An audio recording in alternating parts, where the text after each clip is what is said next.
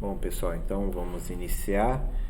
Vamos falar um pouquinho da farmacocinética, mais um pouquinho, né?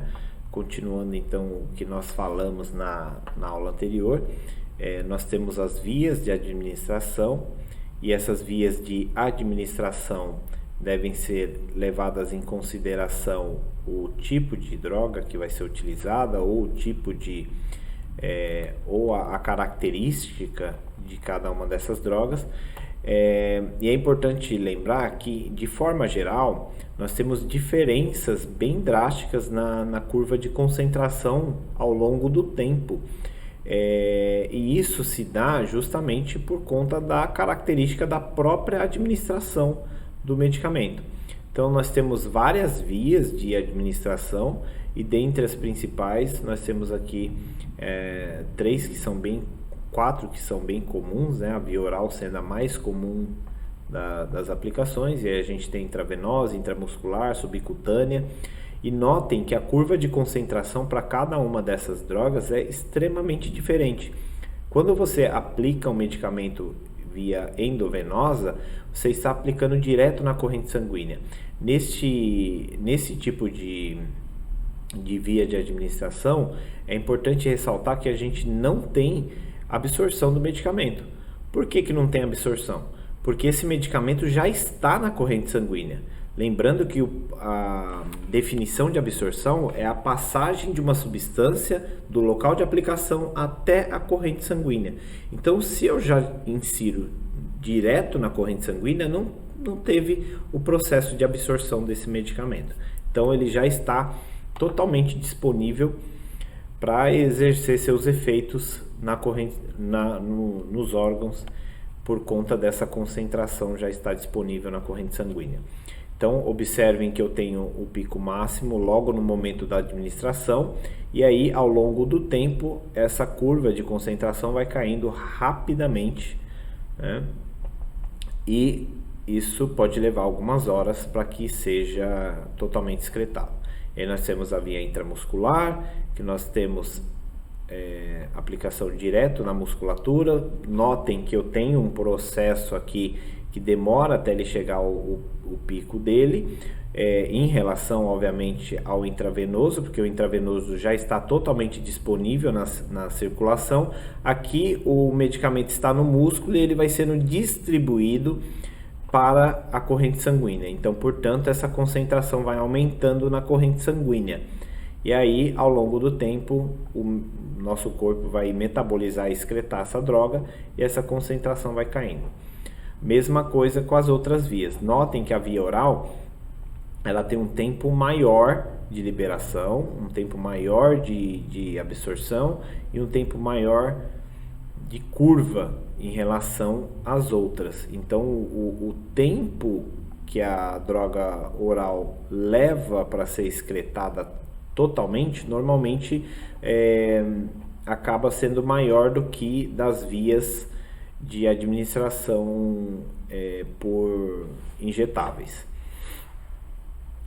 Então, nós temos várias vias de administração de drogas. Dentre as principais se destaca a via oral. A via oral, ela se destaca justamente pela comodidade dela, né?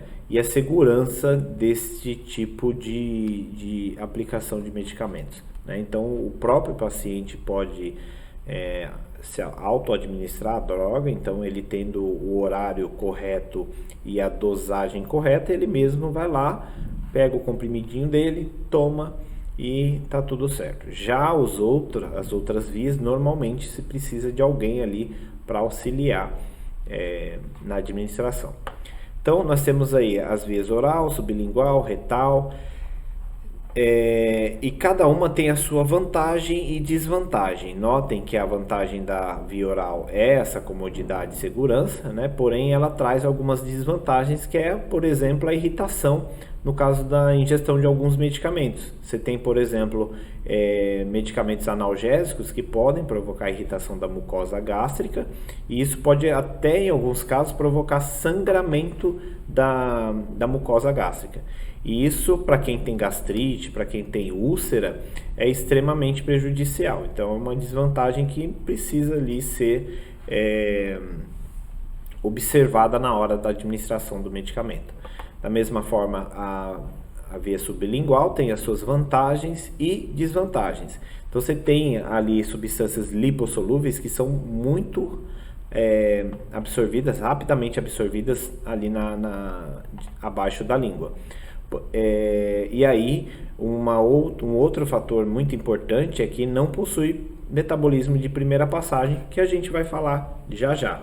Só para dar o spoiler, o metabolismo de primeira passagem é quando a droga passa pelo fígado e ela sofre alteração e ela acaba não surtindo mais efeito em alguns casos, né? Então a droga passou pelo fígado, o fígado metaboliza ela já para fazer a excreção. Então aquela droga não vai ter o potencial dela.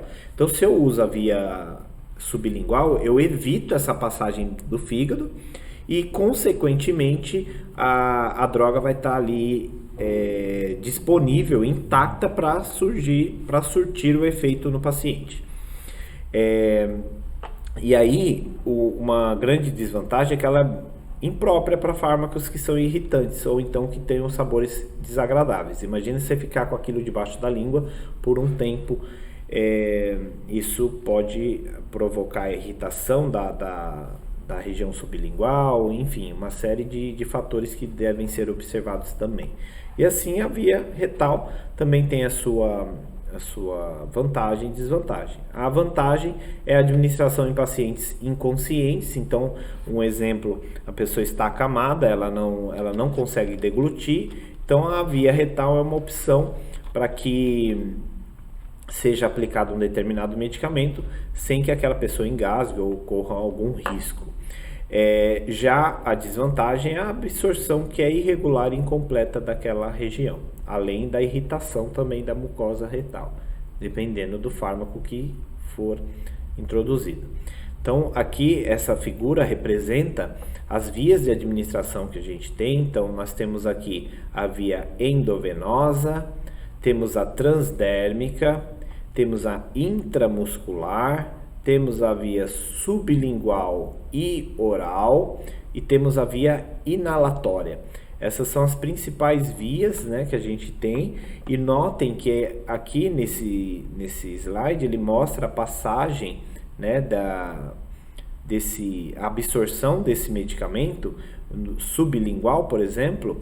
Ele vai sendo absorvido por vasos sanguíneos que estão ali abaixo da língua e vão direto para a veia cava, que vão transportar aquilo para o pulmão, depois do pulmão para o coração, do coração para o corpo e distribuindo toda a droga. Lembrando que ela está evitando passar pelo fígado. Já a via oral, notem que o comprimido desce, vai lá para o estômago, passa para o intestino, é absorvido, cai no fígado.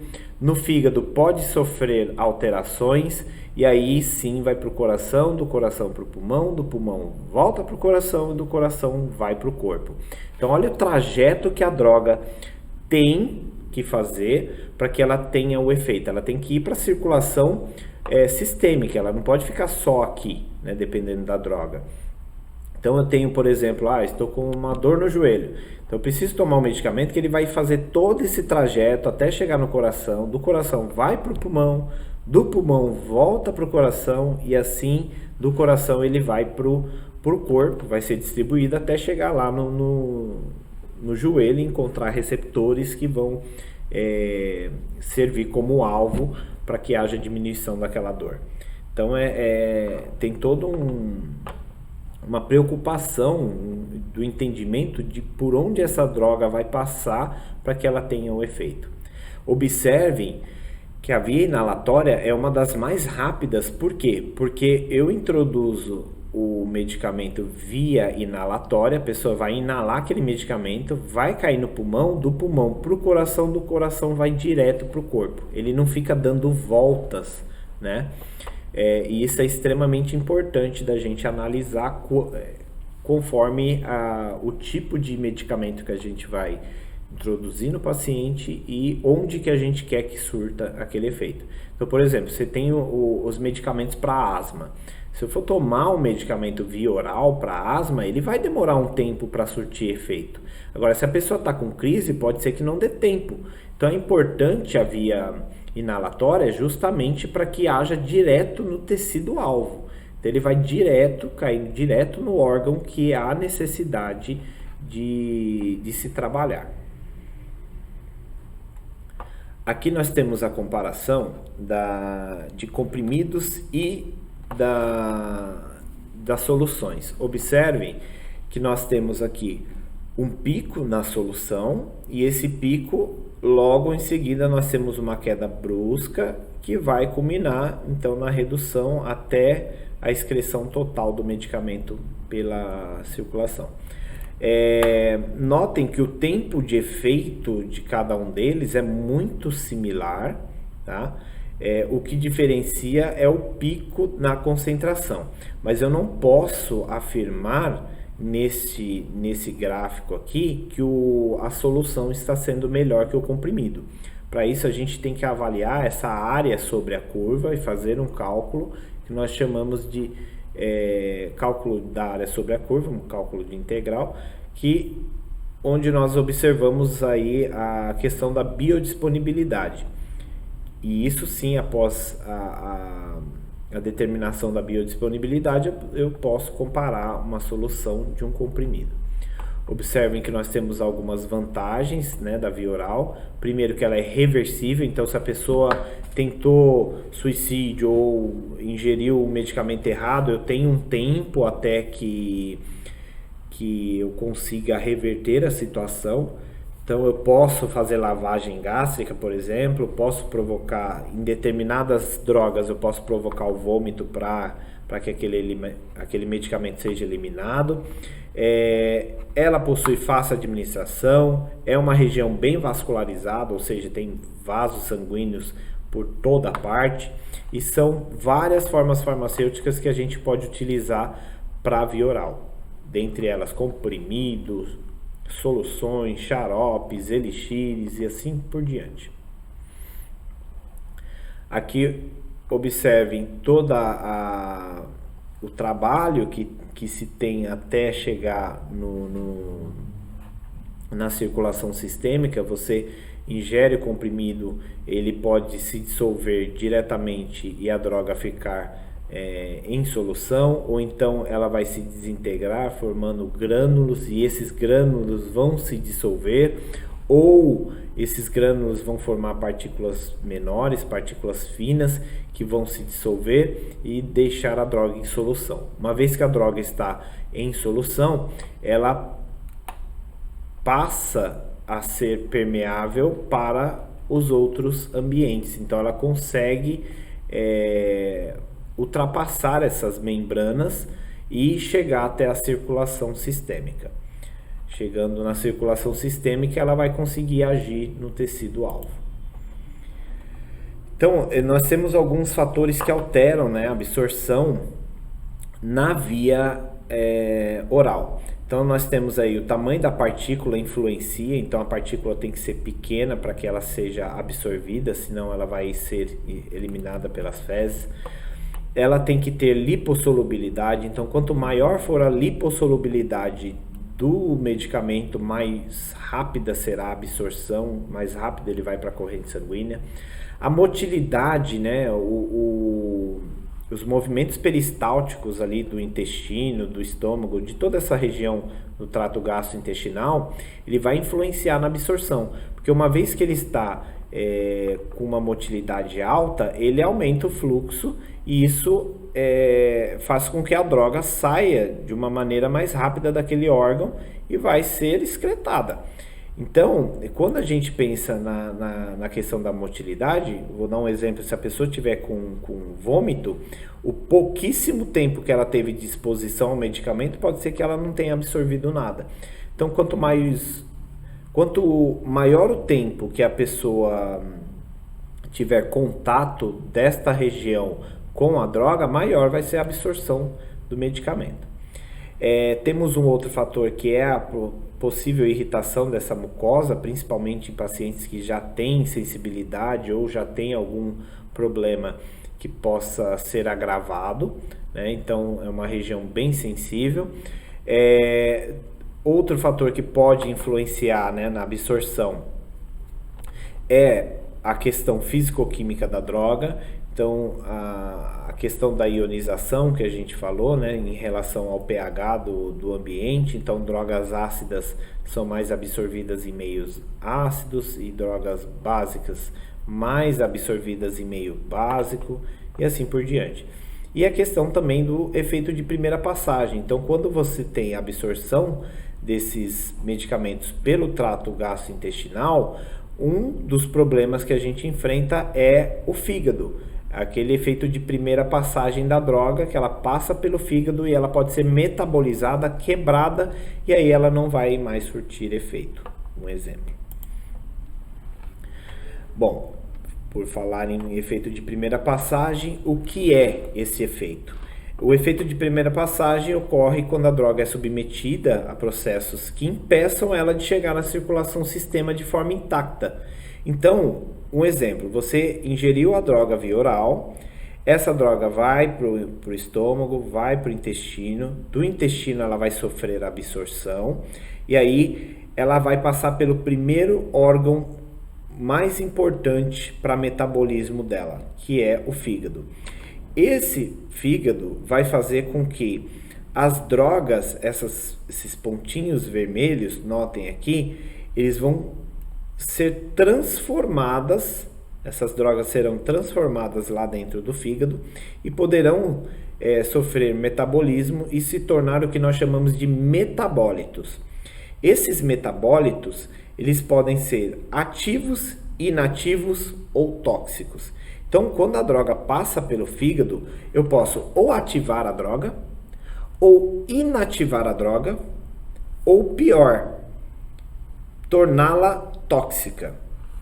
Então, esse efeito de primeira passagem no fígado, ele é importante porque se a droga for inativada no efeito de primeira passagem, quando ela atingir a circulação sistêmica e for para o órgão que ela deveria surtir efeito, o medicamento não vai ter efeito nenhum.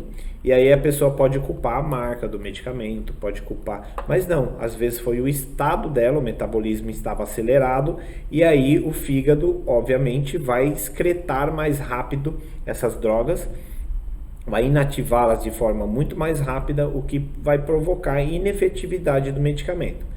Então, só para vocês terem uma ideia, antes de cair na circulação, vários fármacos já sofrem esse efeito de primeira passagem. Então, alguns fármacos, eles sofrem tanto o efeito de primeira passagem que acaba nem chegando totalmente ativo na corrente sanguínea sistêmica. Ele acaba sendo inativado antes e acaba nem surtindo efeito. Aí, exemplos, nós temos aqui uma tabelinha, né, que mostra que essa eliminação pré-sistêmica, né, que é essa questão do efeito de primeira passagem, e aqui é a fração oral da dose, né, que não chega na circulação sistêmica. Então, só para você ter uma ideia, o estradiol, que é um anticoncepcional, 95%, cerca de 95% é eliminado logo de primeira.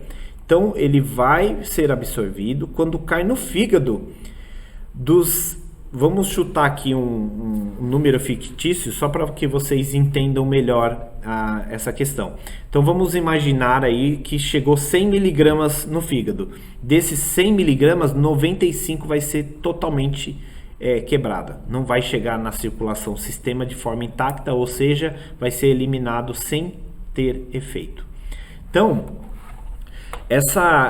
esse efeito de primeira passagem, para algumas drogas é extremamente complicado, porque aí você tem ou que aumentar muito a dose, ou usar de outras vias, né, para que você não tenha perda do medicamento, porque senão você perde praticamente todo o medicamento só porque o fígado provocou essa eliminação. Não entendam que essa eliminação aqui seja completamente ruim. No caso do tratamento do paciente, obviamente, não é o que nós queremos. Porém, essa eliminação ela é importante porque senão a droga vai ficar correndo ali e continuar passando por ali e acumulando. É importante que haja metabolização, só que nós desejamos isso depois de uma terapia. E aí, não entendam que o fígado é o único órgão que faz esse metabolismo. Tá? Nós temos outros órgãos que podem metabolizar as drogas, nós falaremos de metabolismo posteriormente. Então nós temos transportadores, né, distribuídos por todos os órgãos e tecidos, e esses transportadores vão jogar a droga lá para a região da circulação. Então tá aqui no lúmen, né, que é essa região da luz do intestino, e essa droga pode passar para dentro das células intestinais e depois passar para a corrente sanguínea. Uma vez que passou para a corrente sanguínea, essa droga vai pela veia porta até o fígado. Chegando no fígado, ela vai encontrar mais células. E essas células vão mandar esse medicamento lá para dentro. E aí ele pode ser metabolizado logo dentro da célula. E assim, essa célula hepática vai jogar para a corrente sanguínea a droga, fazendo com que ela vá para a circulação sistêmica. Então ela é absorvida, da absorção passa pelo fígado, do fígado é metabolizado e parte vai ser jogado fora. Tudo bem? E aí nós temos vários exemplos, né, de droga. Por exemplo, quando você absorve um medicamento, você tem ali dos 100%, alguns apenas 30 conseguem surtir um efeito. Por quê? Porque na hora que passa pela célula e passa pelas enzimas que provocam o metabolismo, na hora que ela chega lá, ela já chega praticamente inutilizada. Isso pode acontecer em vários órgãos, inclusive no fígado. Então, se eu quero evitar esse efeito de primeira passagem, o ideal é observar as outras vias que eu não tenha conexão direta com o fígado. Neste caso, o ideal é evitar, então, principalmente a via oral, né, e a via retal, que também pode levar algumas coisas ali para o fígado. Observem que a maior parte da droga que é absorvida aqui via retal, ela passa aqui por fora, né? Ela não passa pela veia porta, então ela passa por outros vasos e isso acaba evitando esse efeito de primeira passagem. Mas parte dela passa pela veia porta, que vai culminar no fígado e pode ser metabolizado. Então, se eu quero evitar, o ideal é que eu utilize essas outras vias que não têm efeito de primeira passagem logo de imediato. E aí nós temos essas outras vias, então, a intramuscular, intravenosa, subcutânea, cada uma delas tem a sua vantagem e desvantagem. Depois leia o material, pause o vídeo, dê uma lida em cada um dos benefícios, né, dessas vias, mas de forma assim geral, dessas três, uma das vantagens que a gente tem é que a gente acaba evitando o efeito de primeira passagem. Porém, as desvantagens são bem grandes, tá? Então, tanto no local da aplicação, até mesmo riscos, né? Por conta da administração inadequada do medicamento. Tomem muito cuidado. Então, olha lá, todas essas três vias, a intravenosa, a subcutânea e a intramuscular, consegue evitar esse efeito de primeira passagem indo direto para o coração. Em relação à biodisponibilidade, né, que nós comentamos anteriormente, a sua definição é uma fração de uma dose, né, que chega à circulação sistêmica na forma de fármaco intacto, ou seja, aquele medicamento que chega na corrente sanguínea sem sofrer nenhum tipo de alteração, nem pelo fígado e nem por possíveis proteínas que estejam ali na corrente sanguínea. Então, Quando a gente fala de biodisponibilidade, eu falo assim, olha, esse medicamento ele tem uma boa biodisponibilidade. Eu estou considerando a absorção dele e a degradação metabólica local. Então, será que esse medicamento é bem absorvido? Será que ele é degradado? Se ele for muito degradado e pouco absorvido, a biodisponibilidade dele é muito baixa. Então, quanto maior a absorção e menor a degradação metabólica, maior a biodisponibilidade. Isso vai influenciar, então, na proporção total do fármaco que chega na circulação sistêmica. E para isso a gente observa essa área sob a curva. Há um cálculo que a gente faz para entender essa questão da biodisponibilidade. Então, quando eu observo o gráfico aqui, se eu pegar somente observar o gráfico, eu não posso afirmar que esse medicamento ele tem uma ótima biodisponibilidade em relação a outro. Eu tenho que fazer o cálculo, né, dessas duas vias ou desses dois fármacos, né, e observando então a medida, né, desses dois fármacos, aí sim eu posso considerar ele com melhor biodisponibilidade em relação a outro. Então você observa aí que a biodisponibilidade, então, que é representada pela letra F, é a medida determinando a concentração plasmática versus a curva, essa curva de evolução temporal de um fármaco intravenoso e de um fármaco por via oral.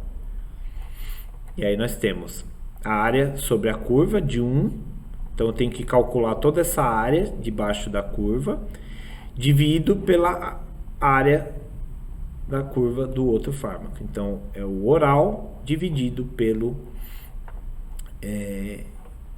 endovenoso. Assim eu tenho a minha biodisponibilidade. E aí, quando nós observamos, né, nós temos possíveis variações em relação à via de administração. Então, não somente a característica molecular da droga vai influenciar na biodisponibilidade, mas também essa questão da via de administração. Às vezes você usa uma via que ela não é tão boa em relação à biodisponibilidade, ela pode variar muito. Então, em geral, de forma geral, nós temos aproximadamente 100% em todas as vias. Claro que uma via ou outra você tem uma variaçãozinha, mas normalmente chega muito próximo a 100%. Bom, aí no próximo vídeo a gente continua falando sobre a distribuição. Então, nós falamos no primeiro e no segundo vídeo sobre a passagem pelo transporte de membrana e sobre a absorção de medicamentos. Agora, no próximo vídeo, nós falaremos sobre a distribuição desse medicamento pelo nosso corpo. Tudo bem? Espero vocês no próximo vídeo.